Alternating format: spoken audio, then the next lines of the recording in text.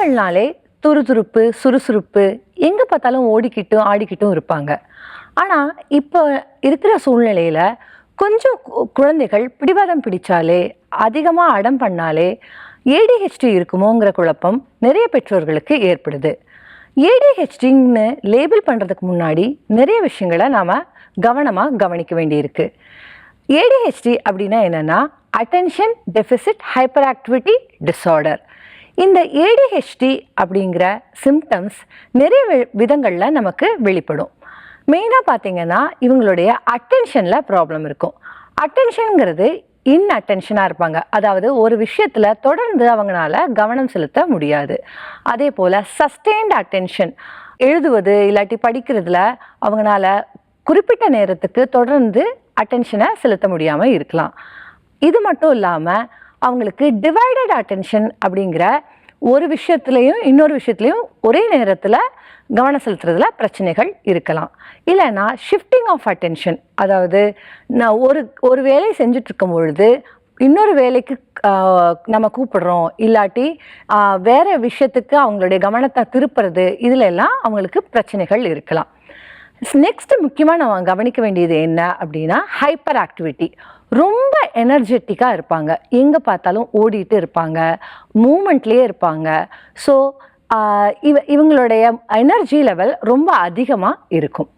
Third முக்கியமாக நம்ம கவனிக்க வேண்டியது இம்பல்சிவிட்டி. அதாவது கான்சிக்வன்சஸ், விளைவுகளை பற்றி யோசிக்காமல் அவங்க சில காரியங்களை செஞ்சிருவாங்க.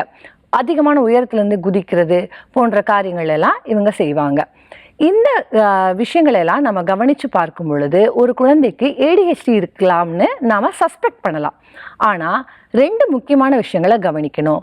இந்த குழந்தை இதே போன்ற பிஹேவியரை ரெண்டு செட்டிங்லேயும் செய்கிறாங்களா, அதாவது வீடு, பள்ளிக்கூடம் அல்லது ஏதாவது ஒரு பொது இடம், இந்த ரெண்டு விதமான இடங்கள்லையும் சேமான பிஹேவியரை எக்ஸிபிட் பண்ணுறாங்களான்னு நம்ம பார்க்கணும்.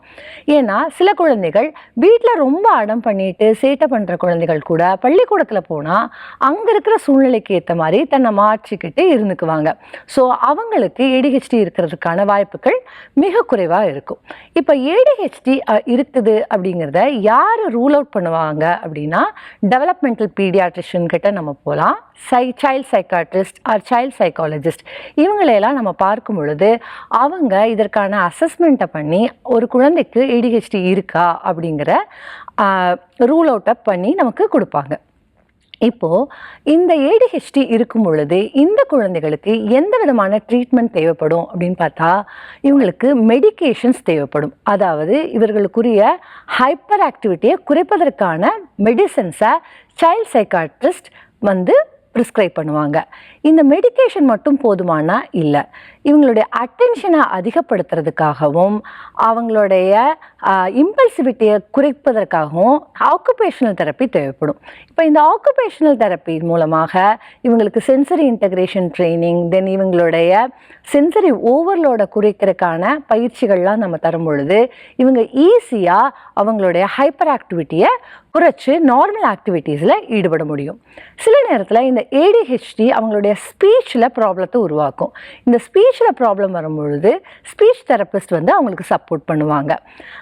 இந்த அட்டென்ஷன் குறைவாக இருக்கிற குழந்தைகள்னால எஜுகேஷனில் நார்மலாக பிஹேவ் பண்ண முடியாது. ஸோ இவங்களுக்கு ஸ்பெஷல் எஜுகேஷன் சர்வீசஸும் தேவைப்படும். So medication as well as therapy இது கொடுக்கும் பொழுதே இந்த குழந்தைகளுக்கான முன்னேற்றம் அவங்களுடைய கல்வியிலையும் நார்மல் ஆக்டிவிட்டீஸ்லையும் நம்ம பார்க்க முடியும். இன்னொரு முக்கியமான விஷயம் டயட்ரி இன்டர்வென்ஷன்ஸ். அதாவது இவங்களுக்கு டயட்டில் மாடிஃபிகேஷன்ஸ் தேவைப்படுது. அதிக சுகர் இருக்கிற உணவுகள், ஜங்க் ஃபுட்ஸ் எல்லாமும் ஏடிஹெச்டிக்கான சிம்டம்ஸை அக்ரிவேட் பண்ணுறதை நம்ம பார்க்க முடியுது.